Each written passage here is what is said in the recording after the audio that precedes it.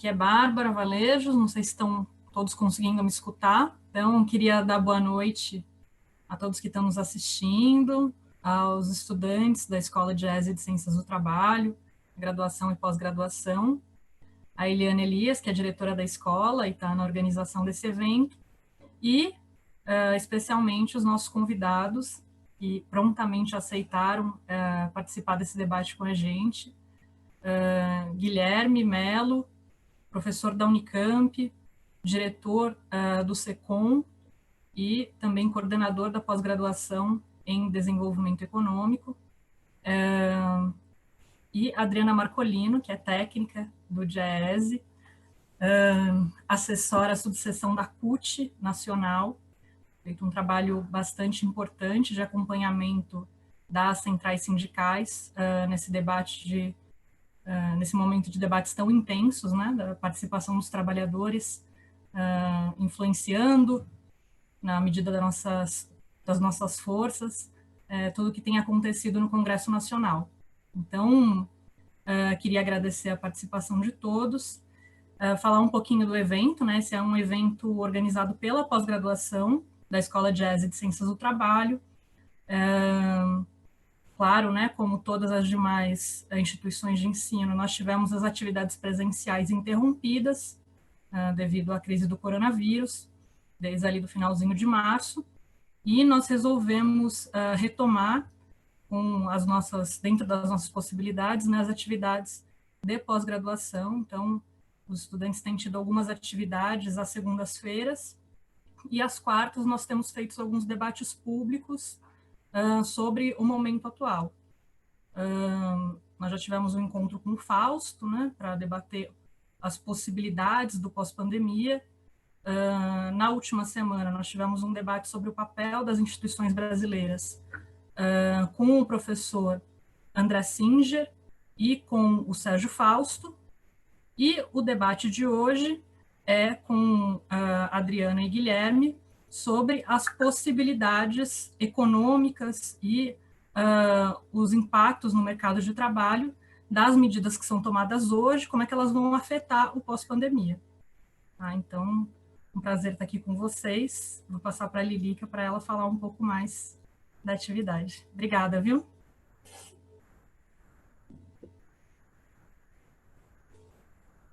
Microfone, Lilica.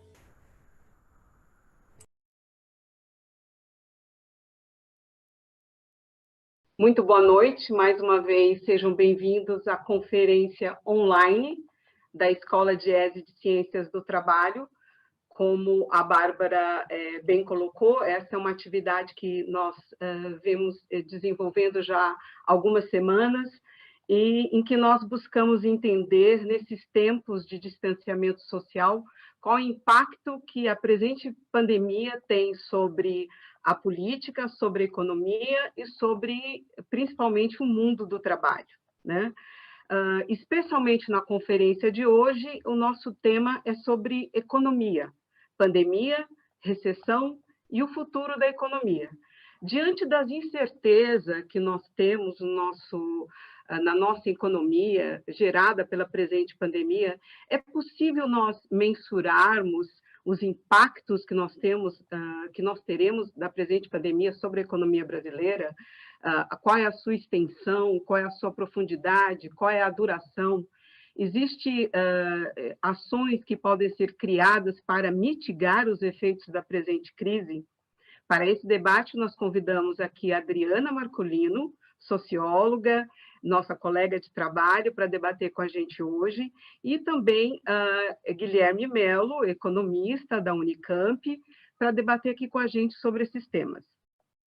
Esse debate está organizado em duas partes. A primeira parte é expositiva, onde cada um dos participantes terá em torno de 15 a 20 minutos para trazer as suas reflexões sobre o tema. Após isso, vocês podem interagir com a gente através do chat no YouTube. Você pode enviar a sua questão, identificando no início da sua questão pela letra P, para que a gente diferencie de outros comentários.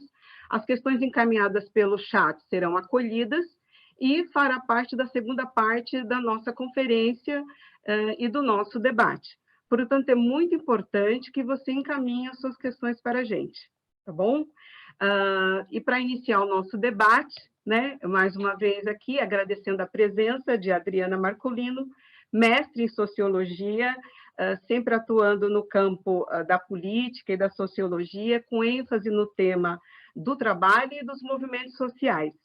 Adriana Marcolino, também nossa colega aqui do DIESE, seja muito bem-vinda, agradecemos o seu aceite do convite e você tem um tempo aqui para debater conosco sobre os impactos da presente pandemia sobre a economia brasileira, as suas reflexões. Muito boa noite e muito bem-vinda, Adriana.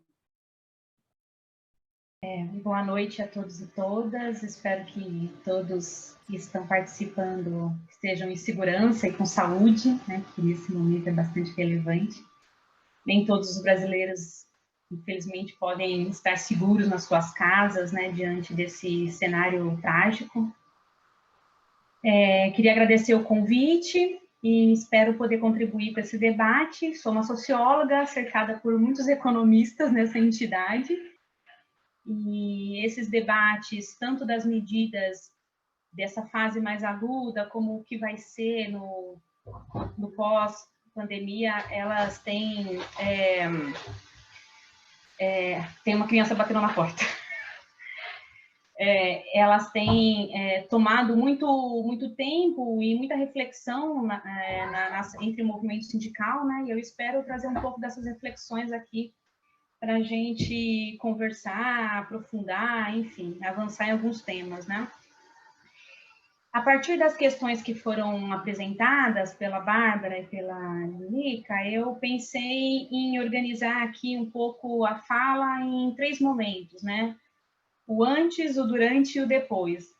Acho que trazem elementos importantes para essa nossa discussão, né? Então, antes da gente entrar nessa fase mais aguda da crise do coronavírus, né, dessa crise sanitária, e que tem aí os seus desdobramentos econômicos e sociais, a gente iniciou o ano de 2020 com projeções, principalmente as projeções de mercado, dizendo que o Brasil teria um crescimento acima de 2%, né, um PIB acima de 2%, o mercado comemorava isso como um resultado muito positivo.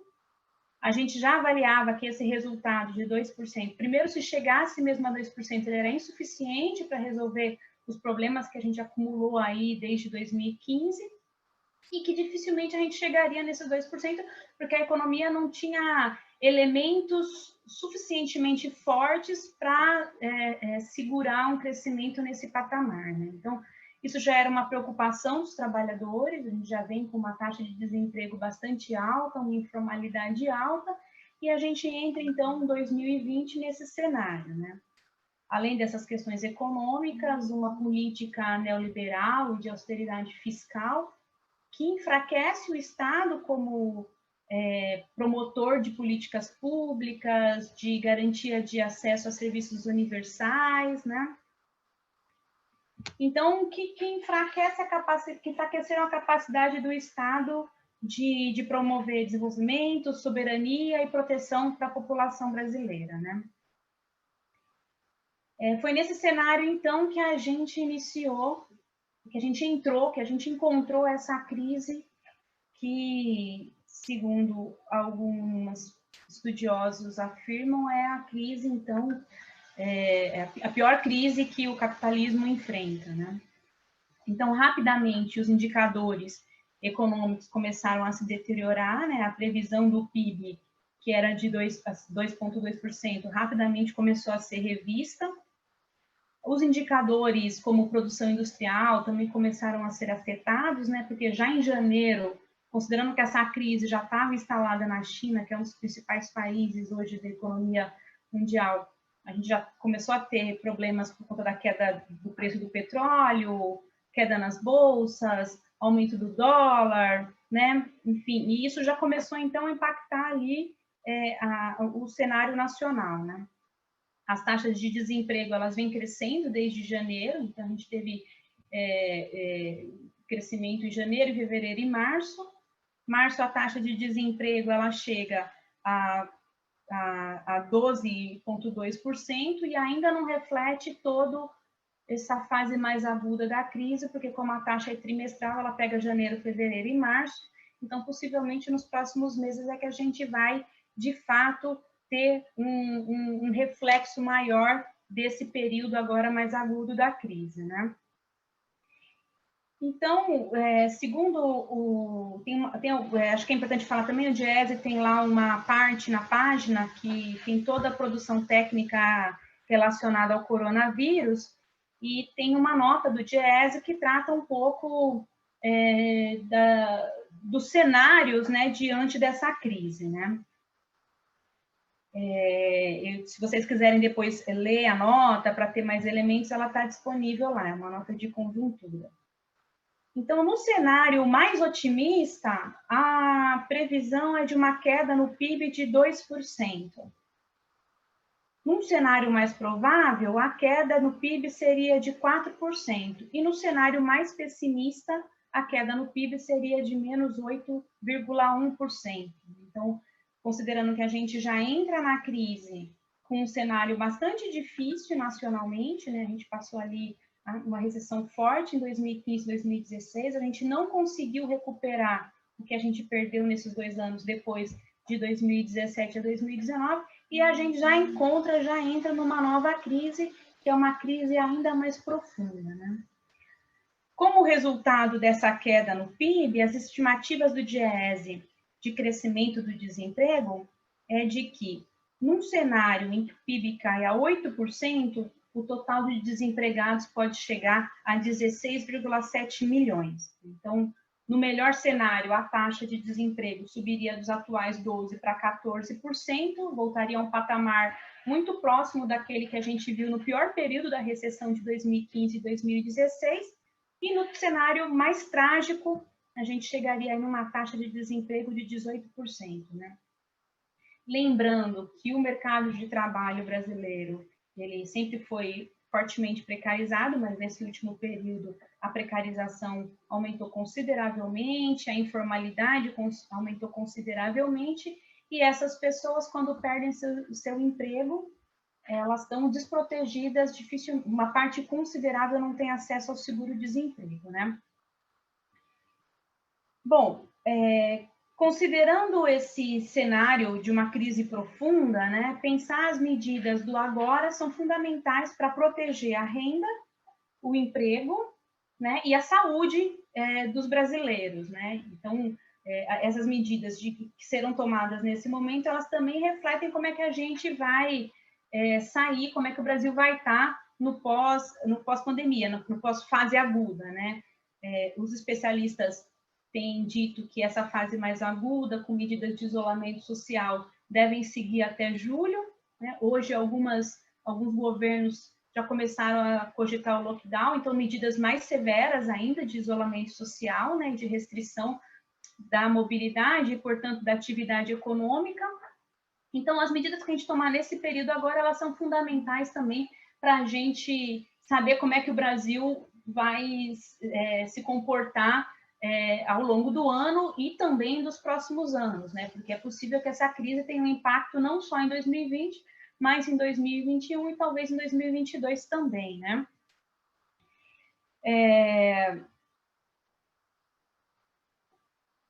Bom, como o Diese tem reforçado em vários dos materiais publicados, né, é importante, dentro dessas medidas, de garantir de forma universal a proteção a todos, os trabalhadores e trabalhadoras, independente da condição de trabalho, né, formal, autônomo, sem carteira, trabalhadora doméstica, trabalhadores em aplicativos, desempregados, né, e a capacidade do Estado de financiar essas políticas, né.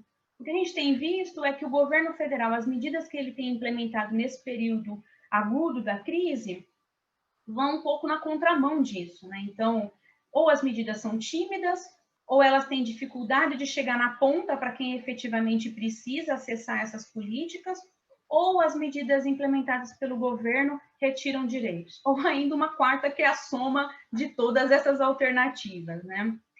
Primeiramente, o governo possivelmente tinha uma avaliação de que essa crise era passageira, ia durar só 3 meses, e a medida, então, foi a de antecipar recursos que seriam gastos ao longo do segundo semestre. Então, ele anunciou a antecipação do abono salarial e a antecipação do 13º dos aposentados, né? E depois de muita pressão da sociedade, dos movimentos sociais e populares, é que o governo começou a editar algumas medidas, né? Entre as medidas, uma das primeiras foi a de apoio aos bancos, ampliando a liquidez, né? Mas nesse cenário de incerteza sobre o futuro econômico e político do país, porque além da crise sanitária, econômica e social, a gente também tem uma crise política instalada. Então, sem certeza nesse ambiente todo, os empresários e mesmo a população dificilmente vai acessar os créditos disponíveis no banco, porque não tem certeza sequer se o seu negócio vai existir ainda depois da crise, né? Mesmo com todas essas medidas. Depois o governo editou a medida do auxílio emergencial. Inicialmente ele queria um auxílio de R$200, depois de muita pressão esse auxílio foi ampliado para R$600 por pessoa, com limite de até R$1.200 por família, e tem aí um potencial de proteger 42 milhões de pessoas diretamente, né? Essa medida também só avançou com a pressão dos movimentos sindicais e populares, mas ela agora emperra na implementação, né? São diversos problemas, desde o cadastro até a avaliação e depois o recebimento do benefício, né? Então, considerando todos esses problemas e o volume, o número de pessoas que enfrentam esses problemas no acesso a esse auxílio, que é fundamental, é difícil acreditar que se trata apenas de coincidências, né? É relevante também destacar que, considerando que o Brasil ampliou medidas de precarização do mercado de trabalho, a população informal aumentou consideravelmente, né? E agora o governo paga essa conta porque é preciso prover algum tipo de renda para esses trabalhadores.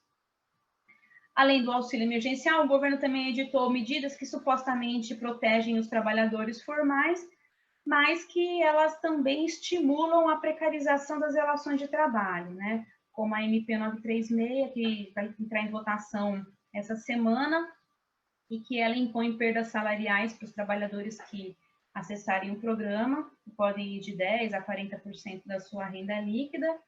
Ela também apresenta medidas limitadas de estabilidade no emprego e também fortalece a negociação individual na contramão da negociação coletiva, né? Então, de modo geral, essas são algumas das medidas que o governo implementou nesse período, nesse início de crise, com muitos embates, com muita disputa, e que, como eu acabei de apontar, elas têm...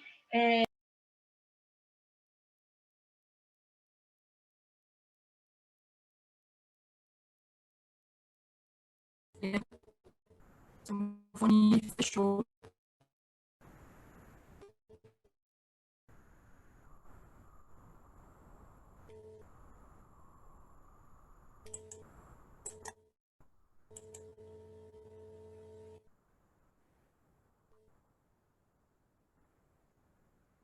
Adriana?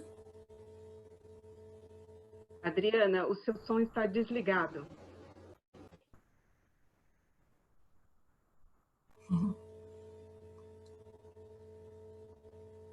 Agora tá ouvindo?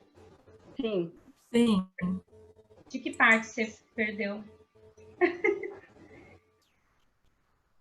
Vi um pouquinho. Vocês ouviram da 936?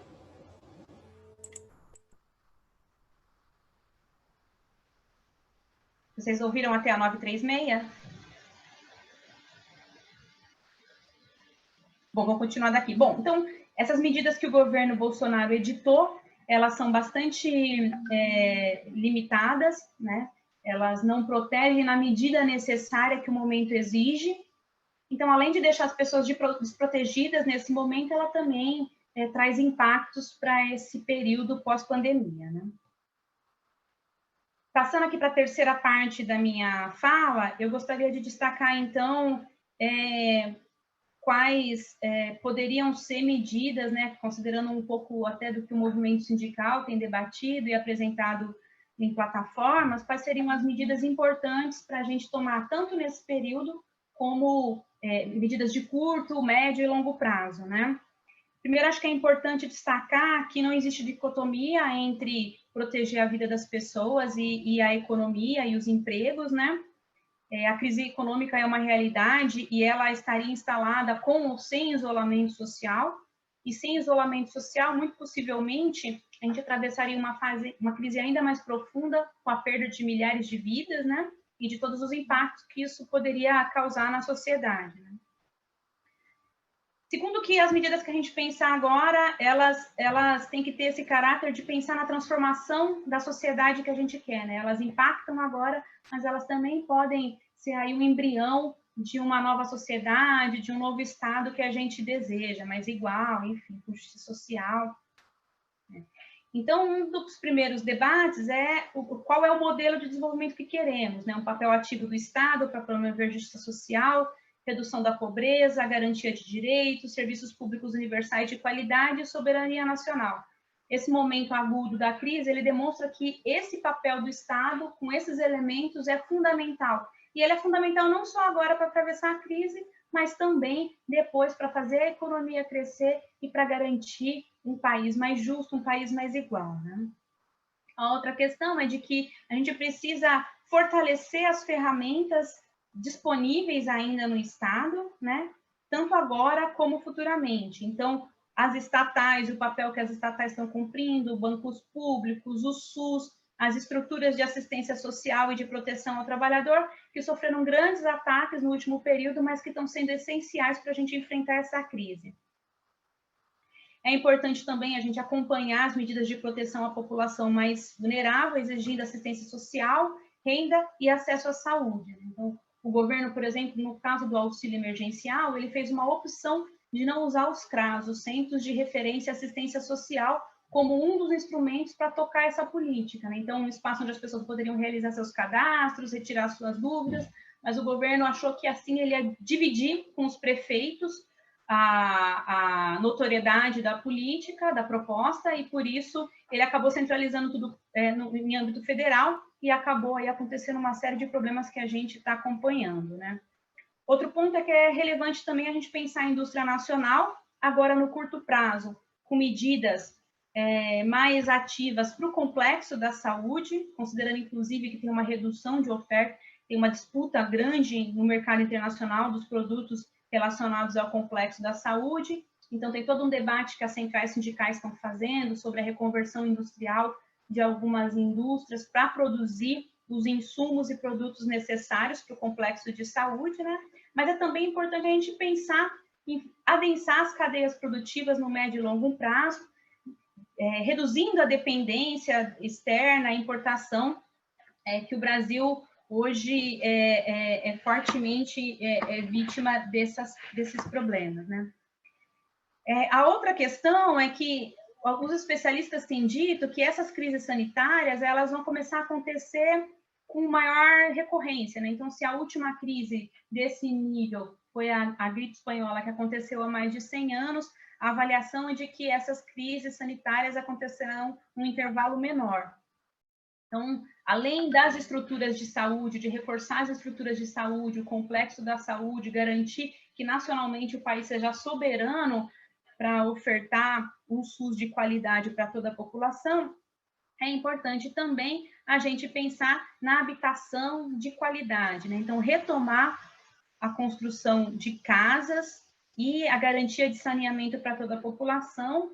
A gente tem ouvido no noticiário de que nessa próxima fase da crise do coronavírus, o fato das habitações no Brasil serem de baixa qualidade, de muitas pessoas viverem em comunidades, isso é um dos elementos que vai aumentar a disseminação do vírus. Então, o debate sobre habitação, ele também entra como um tema central. Outro tema que a gente gostaria de destacar é repensar a estrutura tributária, garantindo que quem pode mais, quem concentra aí a maior parte da renda brasileira, sejam aqueles que financiem, então, essas políticas. Nesse sentido, a campanha das centrais sindicais dos movimentos populares da taxação de grandes fortunas é um tema também relevante para a gente discutir nesse período e como um elemento importante aí de garantir a arrecadação do Estado. Estou terminando, só mais 2 pontos aqui que eu queria destacar.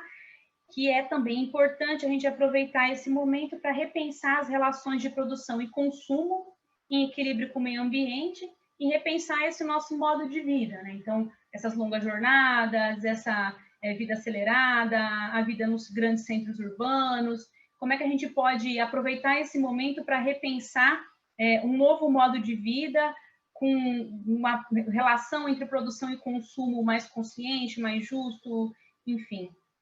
E também, por fim, pensar que esse momento que a gente está vivendo, ele pode ter um impacto na organização do trabalho, né? Então, algumas mudanças que poderiam acontecer de forma mais tranquila, possivelmente elas irão se acelerar em decorrência do período aí de isolamento social e das ferramentas que estão sendo utilizadas para que as atividades laborais continuem acontecendo, né? Então, o home office, EAD, as compras online, o uso da inteligência artificial em diagnósticos médicos, né? Tudo isso pode ter impacto na organização do trabalho e nas próprias ocupações que continuarão existindo ou não após essa pandemia, né? Eu recentemente recebi aqui, só para encerrar, recebi um informe da empresa de energia elétrica de que eu mesma deveria tirar uma foto do meu registro de luz para mandar para a empresa, para ela, então, cobrar a conta de luz. Se isso se torna uma regra, muito possivelmente, pós-pandemia, as empresas não queiram mais manter os leituristas de energia elétrica, né? Então, como é que essas novas formas de realização do trabalho remoto, elas podem impactar depois dessa fase mais aguda, né? O que é que vai ficar e como é que a gente garante, primeiro, trabalho para todos e trabalho com direitos, né? Eu acho que eu encerro por aqui, depois a gente continua o debate com as perguntas, com os comentários, com as reflexões. Muito obrigada, Adriana, pelas suas contribuições, né? Queria agradecer, trouxe importantes reflexões para a gente nessa noite. Eu gostaria de lembrá-los que vocês podem se inscrever através de perguntas pelo chat. Até o final das falas, as questões serão encaminhadas para a mesa e direcionadas para os participantes. E para dar sequência à nossa mesa, eu gostaria agora de anunciar o nosso próximo palestrante e debatedor, que é o Guilherme Mello. Professor Guilherme, é professor de Economia do Instituto de Economia da Unicamp, do IE Unicamp, diretor do Centro de Estudos de Conjuntura e Política Econômica, também do IE Unicamp. Guilherme Mello, agradecemos a sua presença, ficamos muito felizes de ter aceitado o convite, seja muito bem-vindo, e você pode, então, contribuir com esse debate com as suas considerações. Boa noite, Guilherme. Boa noite, Eliana. Boa noite, Bárbara, Adriana. Boa noite a todos que estão nos assistindo. Prazer estar aqui com vocês. Agradeço o convite de estar aqui. Sempre um prazer debater com o público do DIEESE, essa instituição tão fundamental para a democracia e para os trabalhadores brasileiros, né? E eu acho que o tema também é muito oportuno, né? Eu não vou repisar vários dos temas que a Adriana tão claramente, tão didaticamente expôs para nós. Eu queria pensar um pouco para frente, né? Porque quando vamos discutir o agora, eu acho que a Adriana já mostrou qual é o cenário. O cenário é de uma crise sem precedentes, né? Porque ela é uma crise diferente das crises anteriores, das crises financeiras, já que ela é uma crise que nasce do setor produtivo, quer dizer, do ponto de vista, ela nasce com um vírus, então é sanitária, mas ela atinge a economia primeiramente no setor produtivo e ela vai se transferindo para os mercados financeiros, o mercado de crédito. É ao contrário, por exemplo, da crise de 2008, né? Começa no mercado de crédito, se espalha pelo setor financeiro e finalmente atinge as empresas. Aqui não, um pouco o sentido contrário. E ela tem uma natureza diferente também, porque ela paralisa os fluxos de renda da sociedade, né? Os fluxos de renda ficam paralisados, porque as empresas não podem atuar, não podem produzir, o comércio não pode funcionar, o serviço. Então, as pessoas, as empresas param de ter lucro, param de ter faturamento, e os trabalhadores ou são demitidos ou veem seus salários cortados. Então, o Estado tem um papel fundamental de compensação, né, de estatizar os fluxos de renda. Né? O Estado é diferente de 2008. Em 2008, você estatizou os estoques de riqueza financeira. Né? Estatização dos estoques de riqueza com quantitative easing, operações do TARP, as operações de compra de ativos podres, etc. Agora, além de fazer isso, porque o mercado financeiro também é atingido, então também tem que ser feito isso, você também tem que estatizar salários, lucros, dar crédito para empresas, você tem que federalizar receitas municipais, receitas estaduais, quer dizer, é uma natureza diferente essa crise, é muito mais ampla, né? E exige um papel muito mais forte de coordenação do Estado. E aí a gente entra no dilema. Nós tivemos o azar, não apenas, como a Adriana falou, de entrar na crise em um momento de fragilidade, com desemprego alto, crescimento baixo, desalento alto, precarização do mercado de trabalho, pobreza crescendo, desigualdade, alta desigualdade, quer dizer, é o resquício da estratégia neoliberal que vinha desde 2016, vai até 2019, e que prometia crescimento, não gerou, né? Prometia desenvolvimento, crescimento, redução da desigualdade, etc., não gerou nada disso. Então, a gente já vinha mal. Esse papo do Guedes, de que a economia vinha se recuperando, é só olhar os dados, né? Só olhar o PIBinho do primeiro ano de governo Bolsonaro, que é menor que o do governo do Temer, olha a tristeza, né? Ser pior que o governo Temer, você precisa se esforçar bastante. E ele conseguiu.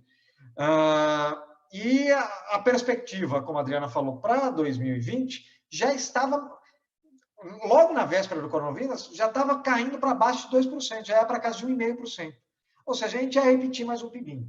Então, a gente entra fragilizado, só que não é só fragilizado do ponto de vista econômico. É que a gente entra com o pior governo da história brasileira, desde que, pelo menos desde a ditadura militar, ou antes, muito antes, desde a República, talvez seja o pior governo, o governo mais despreparado da história brasileira. Né? Incapaz de coordenar ações, não só pela figura do presidente, que eu acho que é uma bondade falar que ele é inepto, né? Eu acho que tem os adjetivos para caracterizar as atitudes do presidente deveriam ir além disso. Né? São atitudes criminosas, então é muito mais do que a inépcia. Né? Mas, muito mais do que isso, é o fato de que a equipe econômica é uma equipe que desconhece o setor público, odeia, na verdade, o setor público. Ele não conhece, mas despreza. E, mais do que isso, é uma equipe econômica com o mesmo traço de outros setores do governo, religiosa. Só que, no caso, não é o cristianismo, é a religião do dinheiro, é a religião do capital financeiro. Né? Então, como eles são religiosos, eles não conseguem enxergar a realidade para além da fé que eles professam. Então, por exemplo, o Guedes ele é incapaz de entender a profundidade dessa crise. No começo da crise, ele falava, enquanto o presidente falava que era só uma gripezinha, ele falava que com 5 bilhões ele acabaria com os problemas econômicos decorrentes da crise do coronavírus. O que qualquer um que ouça isso, já na época, hoje ainda mais, sabe que é uma coisa delirante. Então, você tem um primeiro problema da realidade atual, que é o fato de que existe um enorme descolamento da realidade. A equipe econômica e o governo Bolsonaro simplesmente ignoram a realidade e criam uma realidade paralela, certo?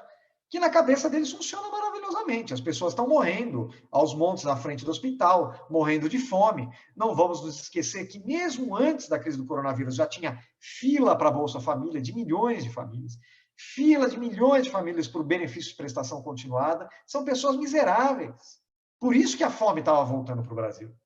E eles simplesmente apagam isso da realidade. Quer dizer, essas pessoas não são nem números, porque quando é número, ainda tem alguma concretude. Nem isso elas são para o governo Bolsonaro, certo?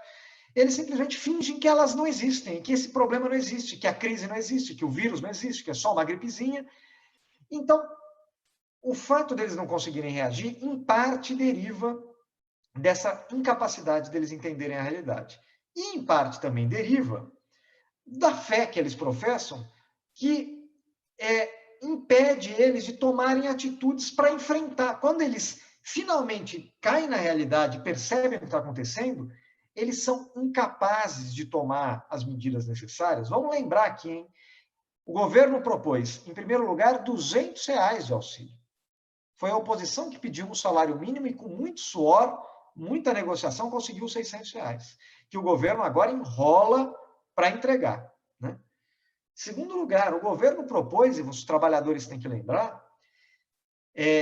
redução da jornada de trabalho com redução do salário até o layoff total, com redução de 100% do salário, sem compensação. A primeira medida provisória foi isso, sem nenhuma compensação. Foi a gritaria da oposição e a reação dos trabalhadores que eles fizeram eles recuarem e propõem pelo menos uma compensação insuficiente, como eles propuseram na MP 936. Então, veja, as medidas são como os americanos falam, too little, too late. Muito pouco, muito tarde, né? Eles demoram muito para tomar as atitudes, porque eles não querem tomar as atitudes, eles resistem a tomar as atitudes, porque as atitudes vão contra a cartilha que eles professam, certo? Mas, mais do que isso, quando eles aceitam tomar as atitudes, elas são insuficientes. E tem setores da sociedade que ainda não foram cobertos com nada. Vamos pegar um caso clássico. O microempresário, pequeno e microempresário.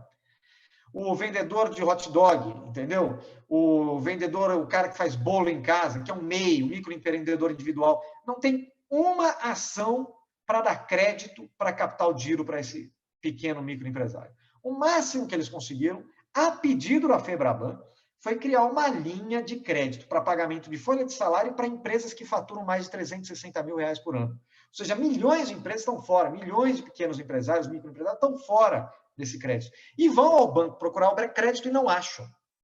Ou seja, estão completamente desalentados. Essa reação tardia, insuficiente, né, das autoridades brasileiras, vai fazer com que o Brasil sofra muito na crise. A Adriana já apontou as previsões do DIEESE, né?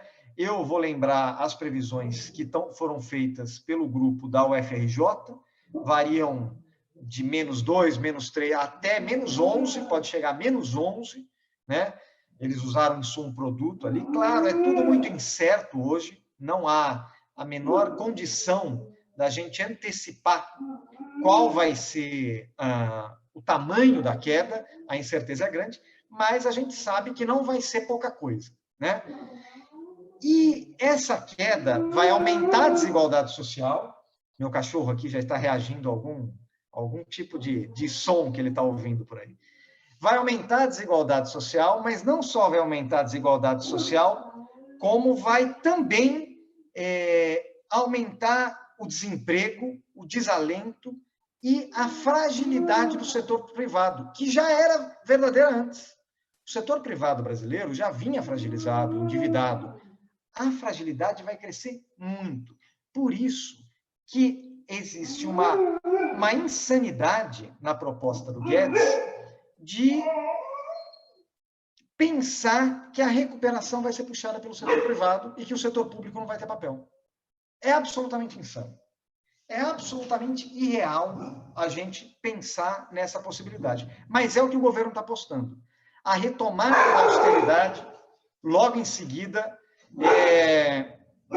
coisas de live, né? O cachorro reage aos cachorros lá fora. A retomada da austeridade, logo em seguida, ao fim da pandemia. É absolutamente impensável, mas é o que o governo está propondo. Se o governo seguir em frente com essa possibilidade, o que vai acontecer? O setor privado, que vai sair fragilizado, ele não vai conseguir puxar o crescimento. A única coisa que vai estar sustentando quem sobreviver, as empresas que sobreviverem à crise, é o gasto público. Se retirar o gasto público, essas empresas vão quebrar. Então, a gente vai passar por um período... A quebradeira não vai ser agora, não. a quebradeira vai ser daqui 6 meses. Né? Porque o desemprego e a queda da renda do trabalho vão ser percebidas pelas empresas daqui a alguns meses. Então, eu acho que a nossa perspectiva, se depender do governo, é uma perspectiva muito negativa. Mas a gente tem uma possibilidade de disputar isso. Porque existe clareza, e todos concordam, inclusive os neoliberais, que agora é hora de gastar. Tem que gastar. Existe uma discussão se tem que ser via emissão de dívida, se tem que ser via emissão monetária. Isso é irrelevante. Na verdade, tudo vai acabar virando dívida. E aí, a grande questão é, ok, a dívida pública vai aumentar, o que fazer depois? E aí é o que separa os economistas. Né? Os economistas liberais mais próximos do Guedes, e veja, hein? A gente fala do Guedes como se ele fosse um ponto fora da curva. Não é. A maioria dos economistas que está no debate público, que está na Globo News, que está defendendo exatamente o que o Guedes defende, escreve no Valor, que é o seguinte, pós-crise, volta para a austeridade, corte de gastos, por um lado, e venda de patrimônio, por outro. Privatizações, reformas para tirar mais direito trabalhista, mas mais do que isso, para reduzir a remuneração dos funcionários públicos, aí incluindo os médicos que arriscaram sua vida, os enfermeiros que arriscaram sua vida, os policiais que arriscaram sua vida, todos estão incluídos no pacote. Né? Esse vai ser o grande presente que o governo brasileiro vai dar para esses profissionais que estão arriscando a vida hoje, no pós-crise. Corte de salário, né?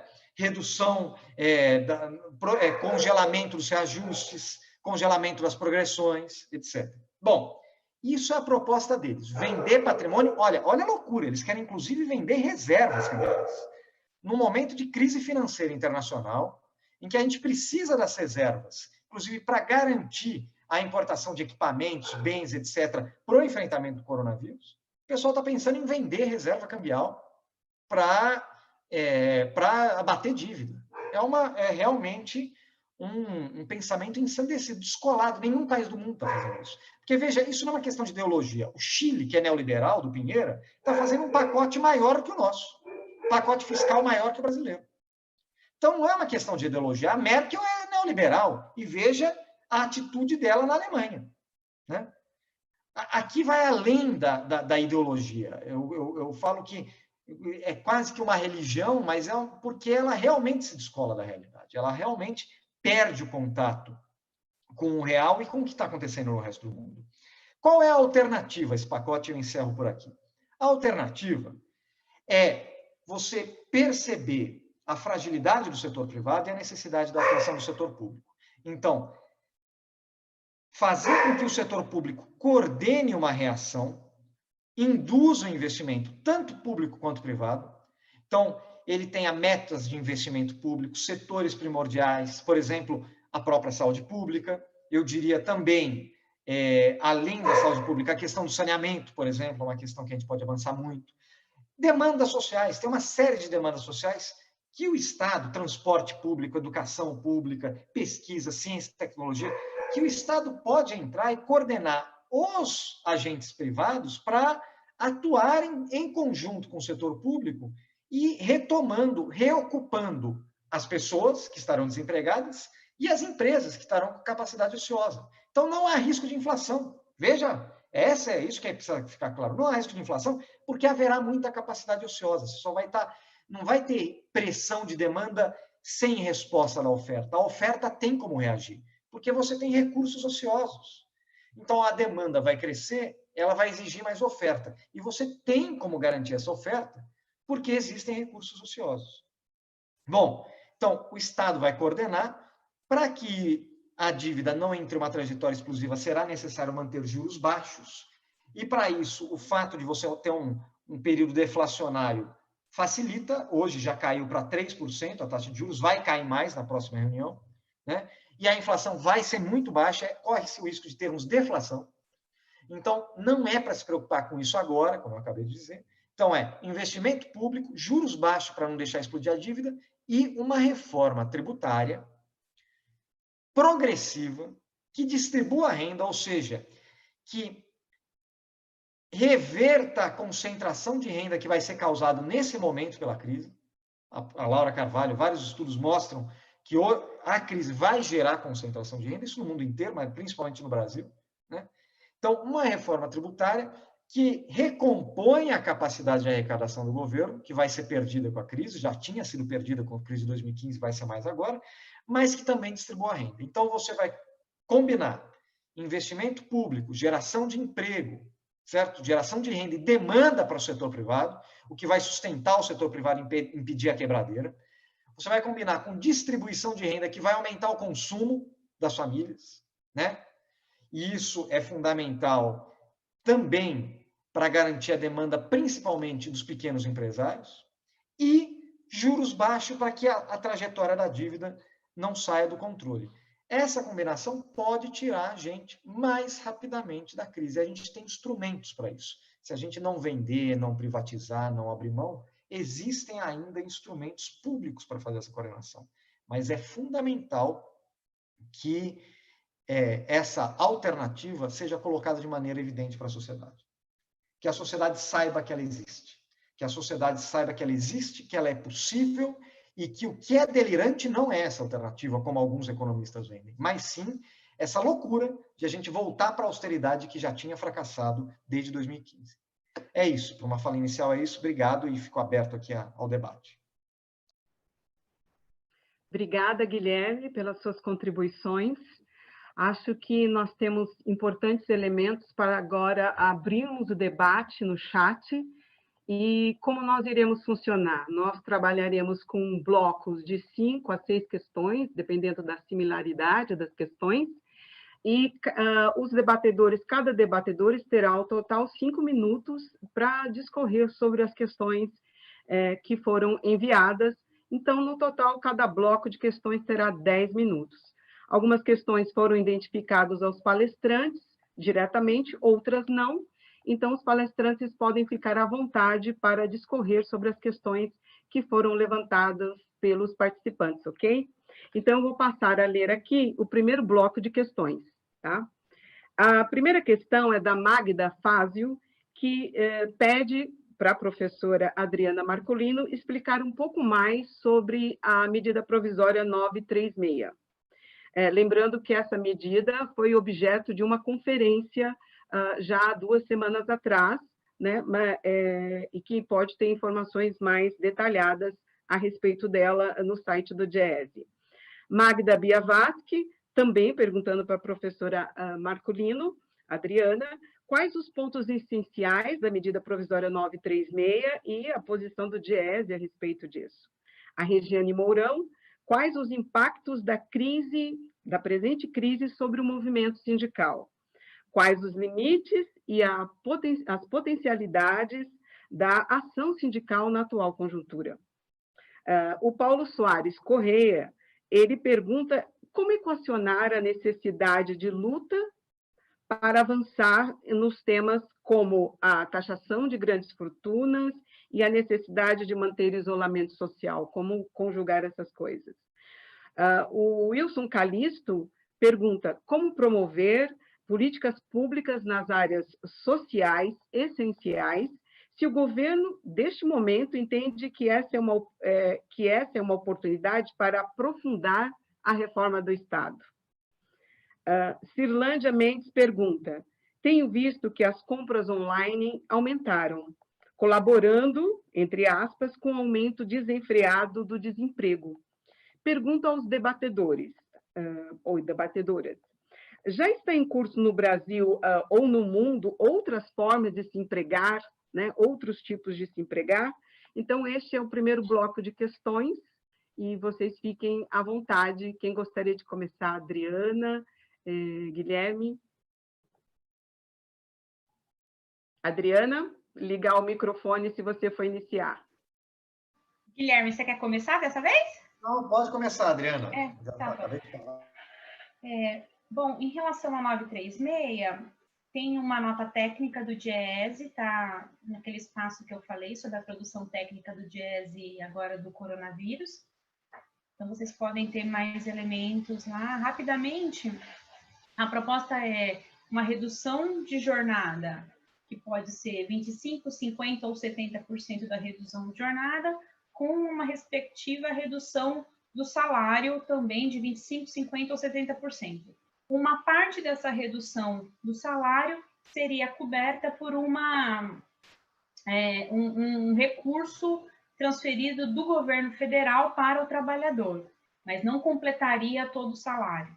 Então, o trabalhador, aí dependendo do salário dele, poderia ter uma perda do salário líquido que varia entre 10% a 40%, e o trabalhador também perderia aí o fundo de garantia e a contribuição previdenciária nesse período, né? A outra medida, além da redução da jornada, é a suspensão do contrato de trabalho por até 2 meses, em que há uma perda salarial também, e o governo também paga uma parte do salário, o empregador outra parte, e o trabalhador, então, acaba perdendo uma parte também do salário. Além dessa questão da perda salarial, a medida ela não tem elementos suficientemente fortes para garantir a estabilidade. Então, só o trabalhador que está no programa é que tem estabilidade, o restante dos trabalhadores da empresa não tem estabilidade, então eles podem ser demitidos, o que pode fazer com que a empresa garanta que uma parte da inteligência, gerência, engenharia sejam cobertos pelo programa, e a mão de obra de baixa qualificação, que ela pode ser reposta supostamente mais facilmente depois da crise, acabe sendo demitida, né? E um outro elemento importante da 936 é que ela promove as negociações individuais em detrimento a uma cobertura assistida pelo sindicato, que poderia, inclusive, ampliar a estabilidade e ampliar também a remuneração recebida pelo trabalhador. Então, ela tem alguns outros detalhes, mas esses são os principais elementos da 936, né? Eu acho que o movimento sindical, ele tem um desafio, porque com isolamento social é difícil mesmo você promover a mobilização dos trabalhadores, mas eu acho que, por outro lado, ele pode inovar e buscar formas alternativas de entrar em contato com os trabalhadores, inclusive com aqueles trabalhadores informais que o movimento sindical tradicional sempre teve mais dificuldade de entrar em contato, de mobilizar suas pautas, enfim, né? Eu acho que o 1º de maio, que o movimento sindical realizou, ele teve um alcance bastante amplo, né? Segundo as análises, aí chegou a 10 milhões de pessoas, né? Então, é um novo formato, ele conseguiu se comunicar e mobilizar um número grande de trabalhadores para assistir o 1º de maio. Então, eu acho que tem, sim, possibilidades do movimento sindical, mesmo no isolamento social, promover a mobilização dos trabalhadores e, inclusive, entrar em contato com novos trabalhadores que não estão oficialmente representados na base sindical. Como só tem 5 minutos, eu fiquei só nessas duas, tá? Deixa as outras para Guilherme. Tá bom. Guilherme, você pode responder as outras questões? Claro, eu quero tentar me focar na última questão, as novas formas de trabalho, se existem novas formas de trabalho. Olha, acho que existem, mas a notícia não é tão boa.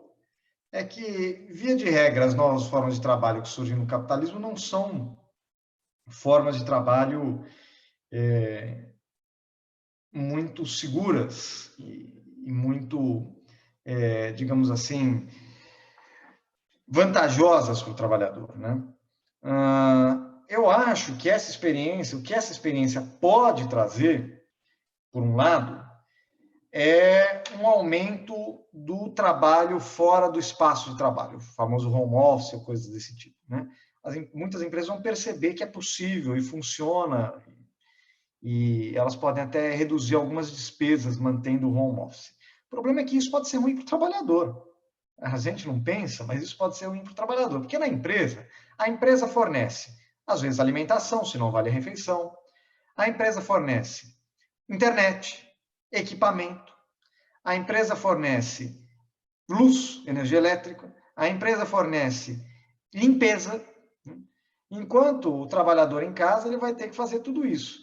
Mais do que isso, você acaba realmente criando um trabalho quase que contínuo, que já é uma realidade com o computador e com o celular, mas que, dado o fato de home office, pode se criar uma confusão entre o espaço da vida pessoal do trabalhador. Bom, eu como professor, eu sempre falo, estou trabalhando mais na pandemia do que antes da pandemia. Porque é isso, você está em casa e as demandas vão aparecendo e você fala, eu vou fazer. Estou em casa, estou aqui, em vez de ler um livro, assistir uma seriada, eu vou fazer. Então, eu acho que o que a gente tem que ficar observando agora é, em primeiro lugar, essas novas formas que podem surgir, inclusive decorrentes da tecnologia, muitas vezes podem ser mais precárias que as formas antigas, né? Você trabalhar... Eu me lembro, antes da pandemia, antes de ser proibido sair de casa, que na estação de metrô perto de casa tem aluguel de bicicleta do Itaú. E ficavam dezenas de pessoas ali à espera de serem chamadas para pegar uma bike do Itaú, alugada, né? E fazer a entrega. Ou seja, é a precarização da precarização, né? E, obviamente, quem sofre mais numa crise como essa é esse tipo de trabalhador. Mas, olhando para o lado otimista, o que eu acho que pode aparecer? Em primeiro lugar, eu acho que ganha força a ideia de renda básica universal, renda básica de cidadania. Ganha ideia no Brasil, mas ganha ideia principalmente fora do Brasil, dado que muita gente vai ficar sem renda e, pela primeira vez, como eu disse, o Estado vai entrar estatizando a renda das pessoas. Então, pode ser que fique um resquício disso.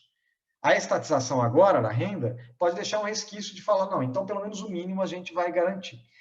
Não que isso seja uma coisa muito progressista. Outra coisa que pode ganhar força é a ideia de empregador de última instância, ou emprego público. Eu não chegaria a dizer empregador de última instância, que seria uma coisa muito radical para a nossa realidade, mas ganhar força a ideia de o Estado empregar pessoas para cuidar de idosos, para cuidar de doentes, para cuidar das cidades, né? Aumentar a importância do emprego público, que, via de regra, é um emprego de maior qualidade, né? Paga salários um pouco mais decentes, tem regras um pouco melhores. E, por fim, eu acho que a gente vai ter que discutir mesmo um novo mundo do trabalho que vai emergir, né? Porque também tem uma questão de que o isolamento social vai ser intermitente por alguns anos, digamos que se acha a vacina vai deixar de ser intermitente, mas vai demorar para a gente voltar a ser como era, exatamente como era. Isso vai colocar em questão as nossas relações sociais, mas também as nossas relações de trabalho.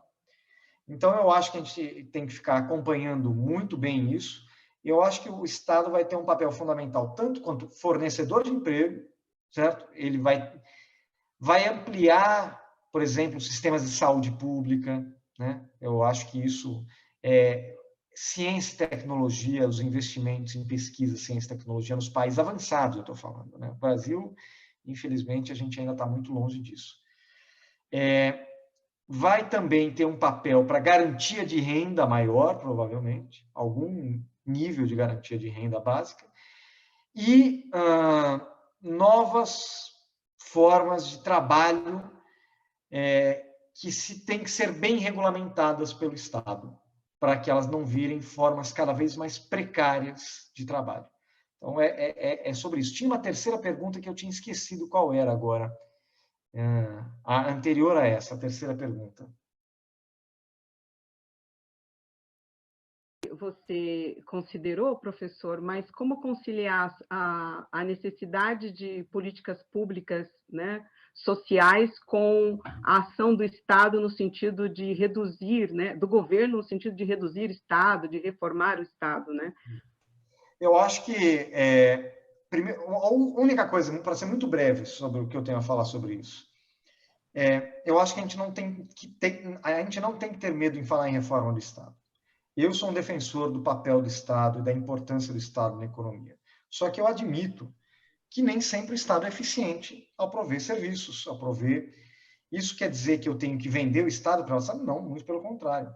Eu posso melhorar a qualidade dos serviços públicos, investindo mais, melhorando a remuneração dos funcionários, mas também, em vários casos, revendo algumas coisas. Por exemplo, nós sabemos que tem distorções no Estado brasileiro. Tem pessoas que ganham acima do teto constitucional, por exemplo. É uma minoria da minoria da minoria, certo? Mas há o que se fazer nesses casos, né? E é importante para a sociedade passar a ver o serviço público com a importância que ele tem, com a seriedade que ele tem. Então, não quer dizer o Estado está perfeito, a gente só tem que... Não.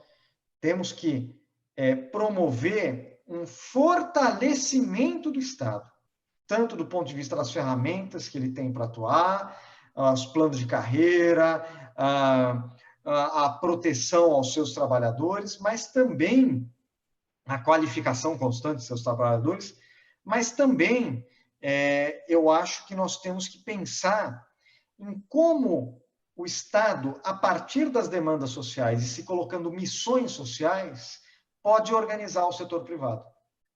E aí não há dicotomia. Como é que o Estado... Não, o Estado vai expulsar o setor privado? Não, é ele organizando as demandas, coordenando, induzindo, que ele vai promover a retomada do crescimento, beneficiando, inclusive, o setor privado e as empresas. Obrigada, professor. Nós encerramos o primeiro bloco de questões e dá tempo da gente fazer mais alguns blocos. Então, eu vou passar para o segundo bloco de questões, tá bom? Que chegou aqui para a mesa. A primeira questão é do Ilmar Ferreira Silva, que pergunta o seguinte: como deveria ter sido um pacote de medidas com fim efetivamente social? Como deveria ser esse pacote de medidas que atendesse essa efetivamente social? A segunda é de acho que é Diego Romano. Qual a importância da localidade, ou seja, das medidas locais, estaduais e municipais, para se opor a essa lógica e que importância ganham as eleições municipais nesse contexto? A outra pergunta é da Magda Biavaski, e que pergunta: Guilherme, aí é direto para o Guilherme. Guilherme, como percebes a questão da planificação da economia? E partindo do pressuposto que a coordenação do Estado é fundamental, quais são os condicionantes, as condicionantes, no caso, de que para que se efetive no Brasil? E como fica a questão do controle de capitais? Essa é a questão da Magda. A Clarice Dias pergunta também para o Guilherme, pergunta direcionada para o Guilherme: seria possível o governo federal fazer um aporte diretamente para o Tesouro Nacional, a título de fundo perdido, para as pequenas empresas? E como isso seria possível? Como isso se daria? E, por fim, a última questão aqui do bloco é o Eric, que pergunta sobre a ortodoxia liberal. A ortodoxia liberal é questionada desde 2008, quando evidenciou-se a desconexão de seus modelos com a realidade. Mas aqui, economistas insistem na austeridade. A pandemia poderá desmascará-los? Aqui é uma questão sobre a posição de alguns economistas. Bom, vocês podem responder, 5 minutos para cada um.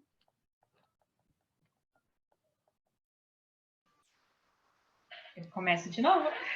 Vamos lá. Eu acho que um pacote de medidas que fosse efetivamente social, né, ele deveria garantir a renda para todas as pessoas que efetivamente perderam a renda nesse momento e em um valor minimamente suficiente para que essas pessoas pudessem garantir os gastos básicos de uma família, né? Principalmente a garantia da segurança alimentar, né? O auxílio emergencial, algumas dos critérios que foram incluídos na medida, ele acabou excluindo uma série de públicos que, nesse momento, perderam sua renda por conta do isolamento social, né? Então, por exemplo, alguns trabalhadores, os trabalhadores do Uber, né? Eles podem até ter uma renda acima de 3 salários mínimos, que é o corte para acessar o auxílio emergencial, mas uma parte grande do rendimento deles, eles gastam com o próprio carro, né? Então, ou com gasolina, ou com a manutenção do carro. Então, se eles têm uma renda ali de 5 mil, eles parte daquela renda não vai para eles, vai para o negócio deles, né? Então, as medidas, elas deveriam ter sido pensadas de um modo que garantisse todas as características dos vários públicos brasileiros. Como a desigualdade é grande, e como tem várias formas aí que as pessoas estão recorrendo para se virar e para manter a sua vida, então as medidas deveriam ter sido desenhadas para cobrir toda essa população. Então, uma parte da população que nesse momento ficou sem renda, mesmo com aquelas medidas que foram adicionadas pelo Senado agora mais recentemente, e que ampliou um pouco o escopo do auxílio emergencial, ainda assim tem gente que ficou sem renda e vai ficar de fora, né?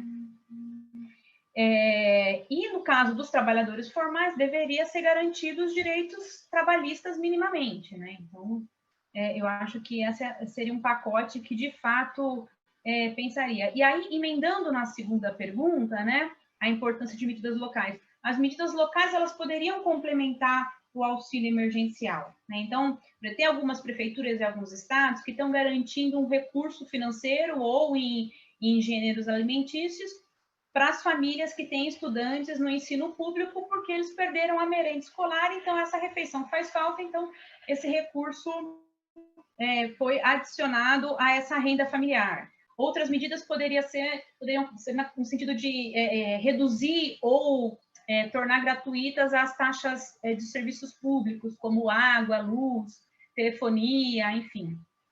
Ou ainda a gratuidade também do gás de cozinha, que é um elemento super importante, teve um aumento muito grande, né? Então, outras medidas, a gente poderia ter essa medida mais geral e que abarcasse todas as pessoas que de fato necessitam nesse momento, e outras medidas estaduais e municipais que fossem complementando aí as necessidades do orçamento familiar mensal.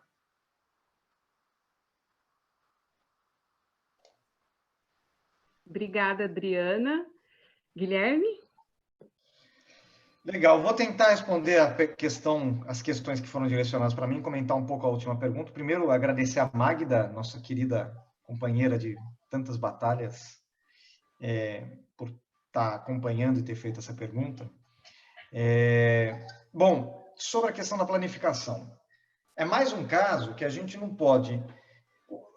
O debate econômico, às vezes, tem uma polarização que não faz sentido. Por exemplo, ou é planificação total, ou é nenhuma planificação, né? Quando, na verdade, dentro do capitalismo, não existe nenhum desses dois cenários, né? A planificação total da economia, no estilo, nem o soviético, mas no estilo soviético, está fora de questão há muito tempo, né? No capitalismo não se coloca. Mas a ausência de planificação também é um absoluto delírio, que não existe em nenhum país do mundo, pelo menos país razoavelmente desenvolvido. O que existe são graus e instrumentos diferentes de planificação econômica. A China, alguns chamam de capitalismo de Estado, outros preferem chamar de socialismo de mercado, e tem uma diferença nesse debate, fazer uma referência ao colega Liu Xiaobo, que faz tão bem esse debate. Mas a China, por exemplo, tem um grau elevado de planificação. Mas, olha, isso não quer dizer que não tem iniciativa privada, tem muita iniciativa privada, muita concorrência, muita competição na China. Só que eles controlam só algumas coisinhas fundamentais, tipo taxa de juros, taxa de câmbio, sistema bancário e as principais empresas públicas do setor-chave. Só isso que eles controlam. O resto eles deixam concorrer, né? Eu estou fazendo uma ironia para mostrar como é um grau de planificação muito, muito maior, né? O investimento público é muito importante, né? Enquanto isso, outros países, a Inglaterra, outros países, têm um grau de planificação menor, mas veja que não do ponto de vista do investimento pode ser menor, mas, por exemplo, a Inglaterra tem o National Healthcare System, o NHS, que é uma referência de estado de bem-estar social no mundo. A França tem um estado de bem-estar social grande. Você vai falar, e os Estados Unidos? Claro, tem uma enorme planificação, a partir, inclusive, da máquina de guerra deles, né? Do orçamento da defesa, né? Que promove inovações, descobre novas tecnologias, etc. Então, você tem vários mecanismos. Aqui no Brasil, existe, como eu falei, uma seita, uma coisa de fé religiosa, que não consegue entender a complexidade do mundo real. Então, ele quer destruir todos os instrumentos de planejamento econômico do Estado. Os bancos públicos, as empresas públicas, o orçamento fiscal, o orçamento de investimentos, tudo isso tem que ser destruído em pró de uma espécie de Deus-mercado que vai solucionar todos os nossos problemas. Sendo que o setor privado brasileiro vem muito enfraquecido, como eu já coloquei, e vai sair mais enfraquecido ainda dessa crise. Por isso que vai ser incapaz de retomar o crescimento, se a gente apostar nesse rumo. Então, a planificação é necessária. A Magna também perguntou de controle de capitais. Eu acho que se a gente já tivesse adotado controles de entrada e saída de capitais, agora a gente estaria mais tranquilo, por exemplo, para baixar mais rapidamente a taxa de juros. Um dos limites para a queda da taxa de juros é o risco de fuga de capitais, que vão procurar países que têm taxas de juros baixas também, mas que são países com moedas mais seguras, como, por exemplo, Estados Unidos, o euro, etc. Mas isso não quer dizer que a gente não possa vir adotar mais para frente, né? Eu acho que é importante para você ganhar alguma margem de manobra na política monetária e na política cambial, ou seja, você reconquistar alguma soberania para fazer política macroeconômica.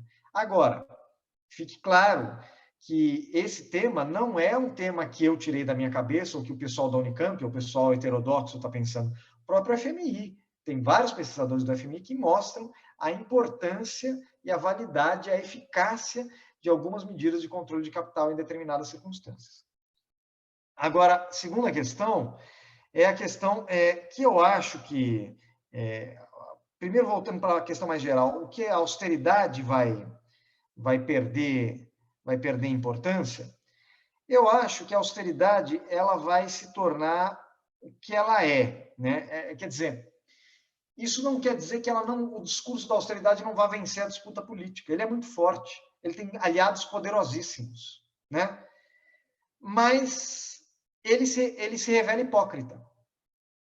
Porque se não tinha dinheiro para zerar a fila do Bolsa Família e tirar as famílias da miséria, para zerar a fila do BPC e tirar as famílias da miséria, para reduzir a fome, por que agora tem dinheiro para, por exemplo, salvar o sistema financeiro? Então tinha dinheiro, né? Sempre teve. O Estado não é que sempre teve dinheiro, é que o Estado sempre teve condições de angariar recursos para atingir os seus objetivos, inclusive objetivos bastante, né, vultosos, como é a salvação do sistema financeiro, né, que custa muito caro. Então, tem de onde tirar recursos. Ah, mas isso tem consequências, sim, e nós vamos pagar as consequências dela. Ué, tinha consequências antes também, mas era para tirar gente da miséria. E isso era visto como um tabu para vários economistas. Não tem dinheiro, acabou o dinheiro. Então, vai se revelar um discurso hipócrita. Discursos hipócritas sempre perdem o debate? Não. Né? A gente sabe, quem está vivendo no Brasil sabe bem que não. Tem vezes que o discurso hipócrita, seja o falso moralismo na política, o discurso anticorrupção feito por corrupto, o discurso democrático feito por ditador, né? O discurso hipócrita, às vezes, ganha a maioria na sociedade. Nosso desafio é romper isso. E tinha uma terceira questão, que foi a segunda questão que foi feita para mim. Agora, se você puder me lembrar, eu me empolgo na resposta, esqueço a questão. Um momentinho só, que eu já vou recuperar aqui, Guilherme. Ok. É a segunda questão.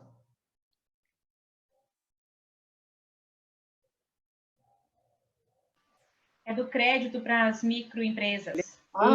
Isso. Seria possível o governo federal fazer um aporte direto do Tesouro Nacional a título de fundo perdido para as pequenas empresas? Como isso se daria, se fosse possível?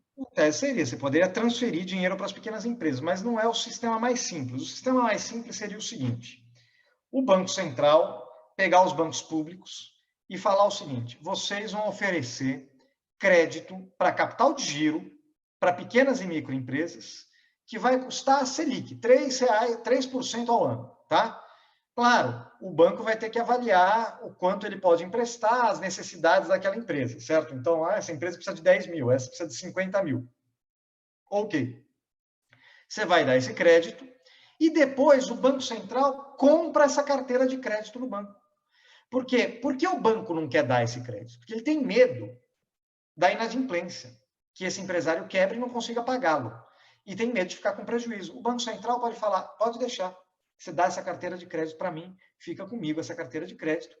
E parte disso vai virar lucro, na verdade, porque o Banco Central, quando ele emite a moeda, ele emite sem custo, né? E ele vai receber pelo menos os 3% da Selic.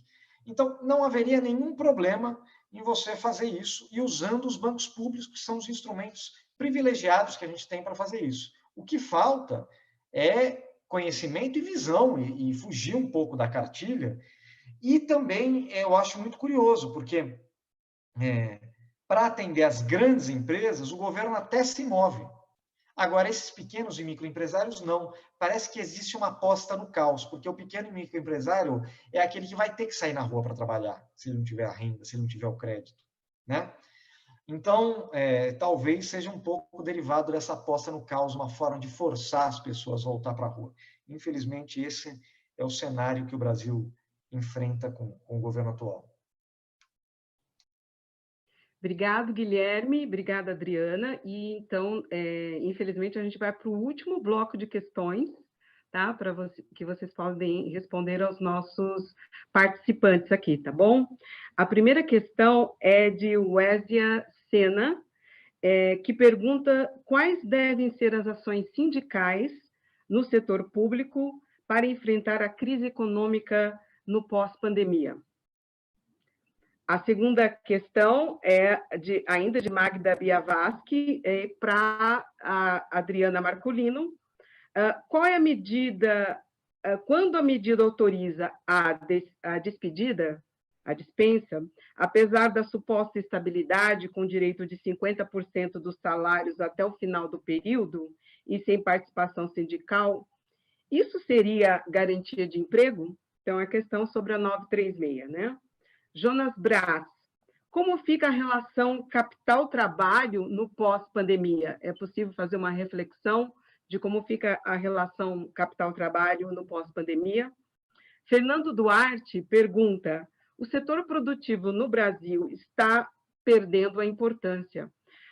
O discurso contra o BNDES ganhou parte da opinião pública. Quais os setores deveriam ser apoiados pelo Estado no pós-pandemia? Os debatedores têm alguma indicação, alguma opinião a esse respeito? E, por fim, Regis de Sena Maria pergunta, quem deve assumir o protagonismo das ações para conter a contaminação? Garantir o emprego?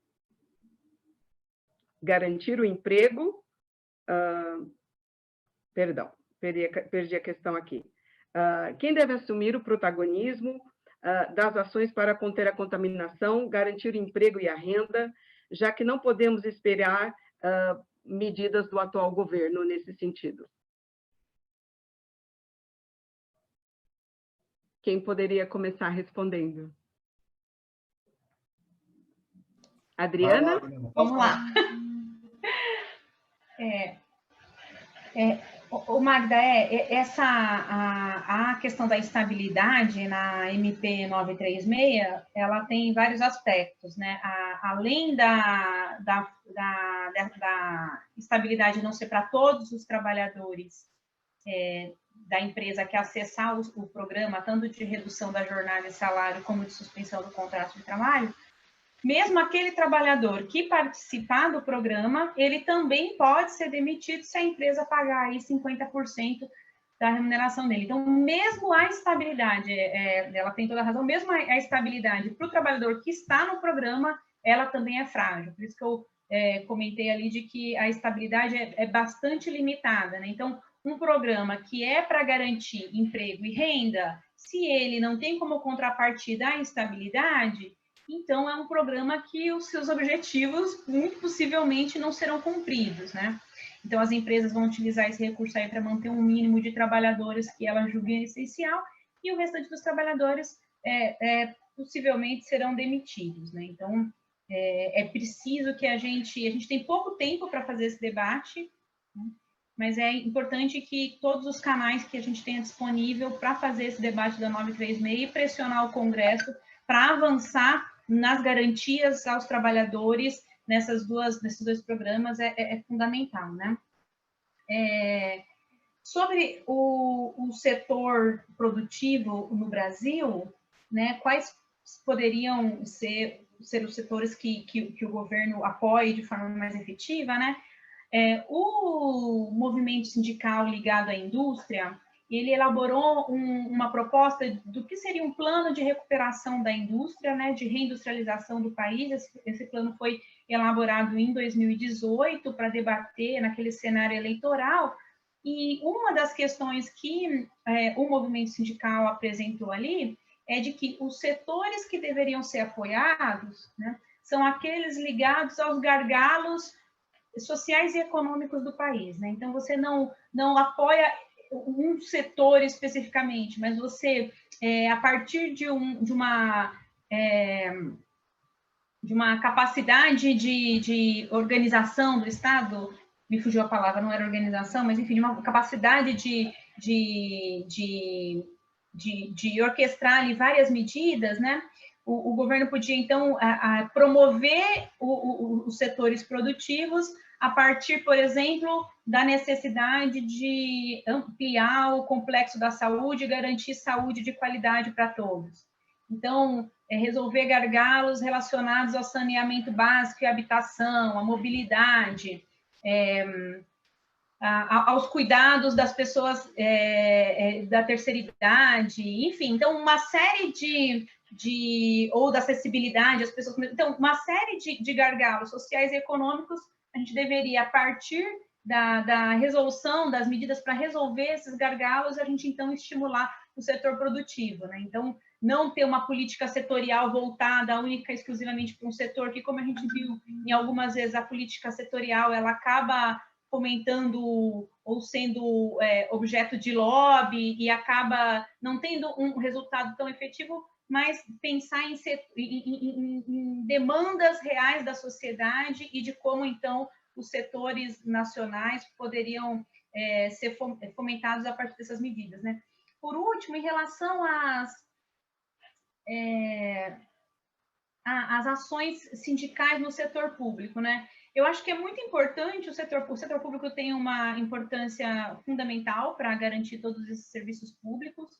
Ele é cotidianamente maltratado pela mídia, né? E é criado, como disse o Guilherme, a gente tem problemas na oferta do serviço público, tem ineficiências que a gente precisa olhar e corrigir. O brasileiro ele tem que poder fazer uma avaliação do serviço público que ele tem acesso.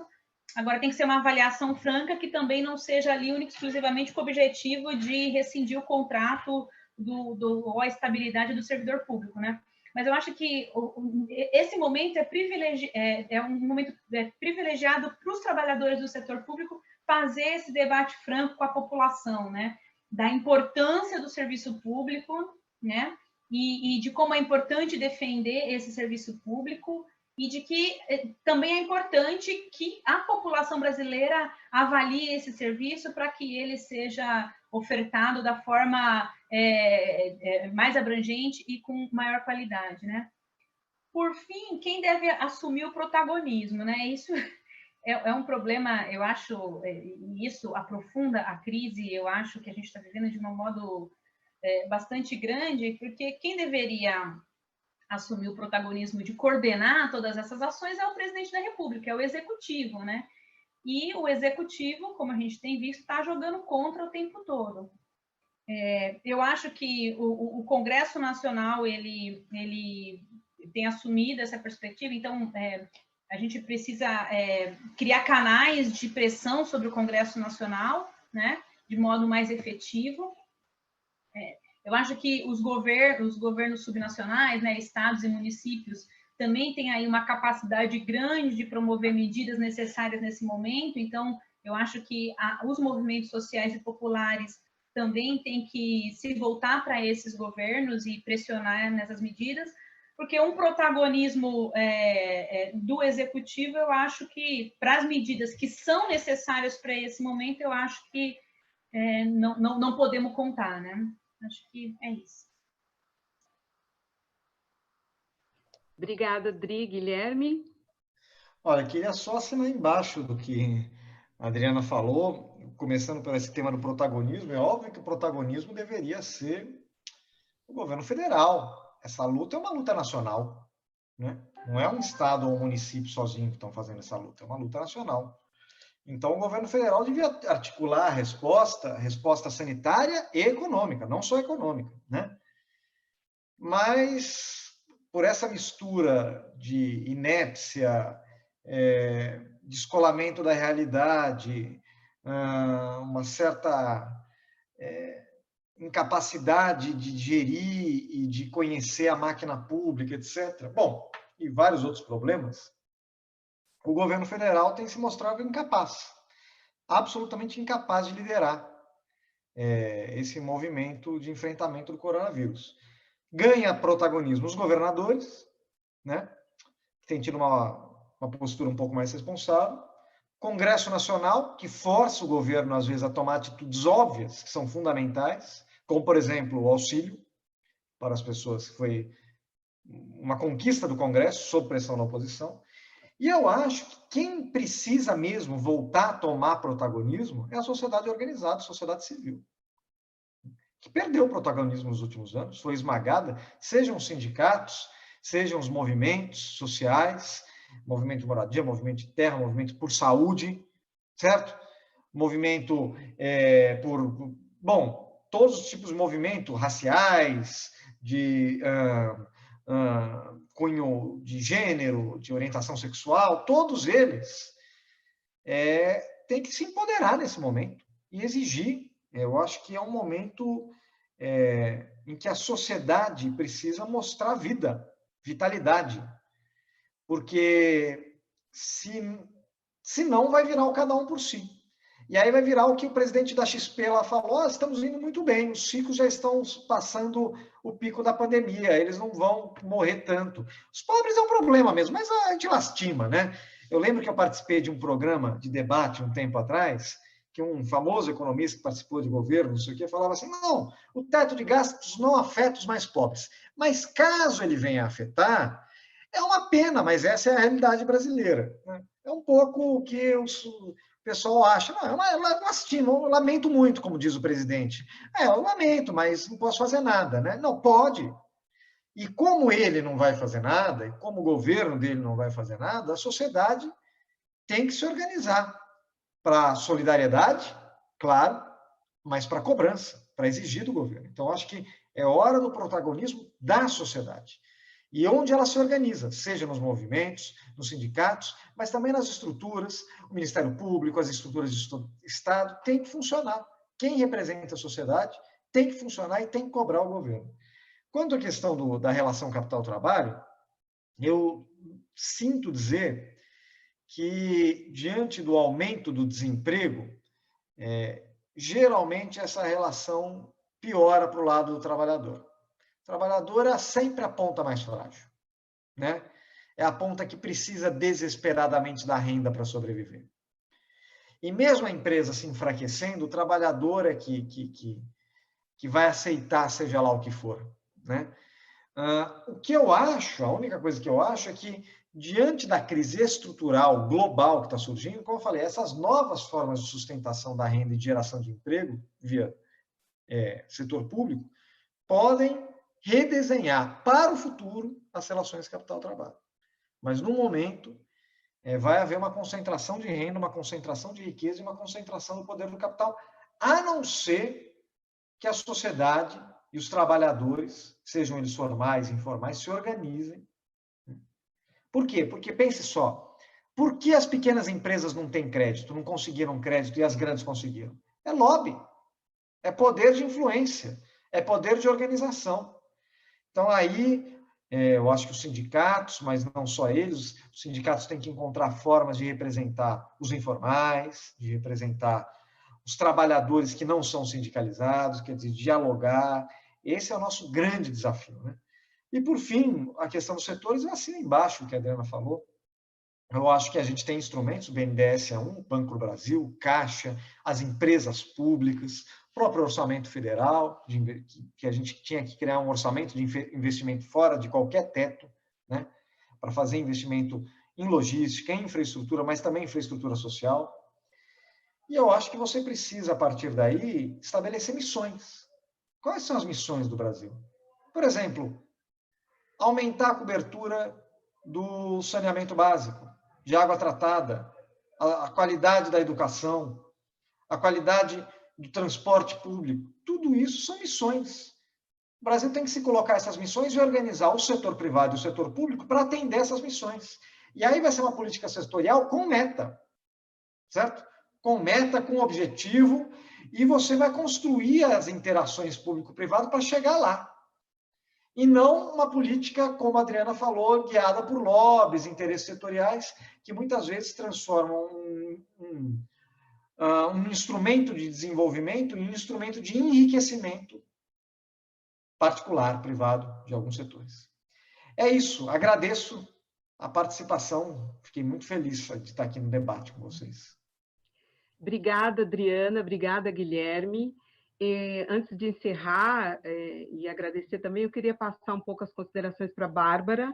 Bárbara, você gostaria de dar algum recado, uma mensagem para a gente aqui? Oi, Lilica, boa noite.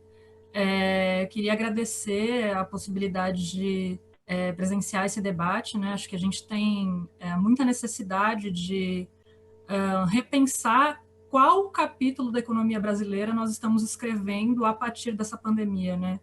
É um momento rico no sentido em que ele tem muitas interações entre agentes, muitas reflexões sendo realizadas, e o Diese fica feliz quando é palco também desse encontro entre movimentos sociais, academia, produção técnica, e eu acho que essa é a missão da escola, é a missão do Diese enquanto entidade. Então fico feliz quando a gente pode sediar esse tipo de debate, espero que seja o primeiro de muitos, né? Então, agradecer a Adriana, agradecer ao Guilherme pela qualidade das exposições, pela disponibilidade de sempre, né? Pelo engajamento, e anunciar também que na próxima semana, dia 13 de maio, às 19 horas, nós teremos o terceiro debate desse ciclo, que é um debate com a presença da professora Magda Biavaschi e do professor Luiz Gonzaga Beluso, que vai tratar dos temas mercado de trabalho, desigualdade e o desenvolvimento brasileiro.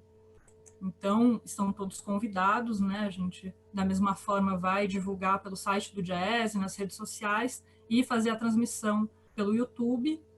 E, bom, acho que é isso. Boa noite, obrigada a todo mundo que participou por aqui ou pelo YouTube. Obrigada, Bárbara. Adriana, gostaria de fazer suas considerações finais? Gostaria de agradecer a oportunidade. É sempre bom poder conversar sobre esses temas. Agradecer a todas as perguntas que foram feitas. E é isso. Obrigada. Muito bom toda essa iniciativa da Escola Diese. Obrigada pela presença. Guilherme?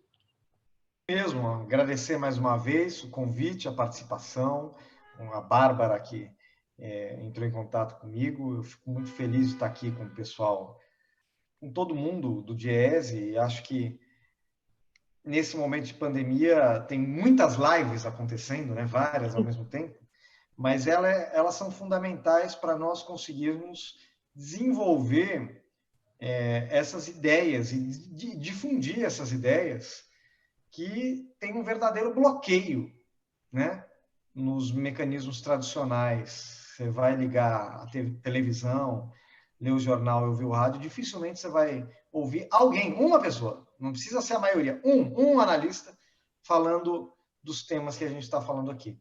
Então, fico muito feliz sempre em participar e servir de alguma forma para divulgar e mostrar que há opções, há alternativas, há esperança, certo? E a gente tem que continuar apostando e construindo essa esperança. É isso, obrigado.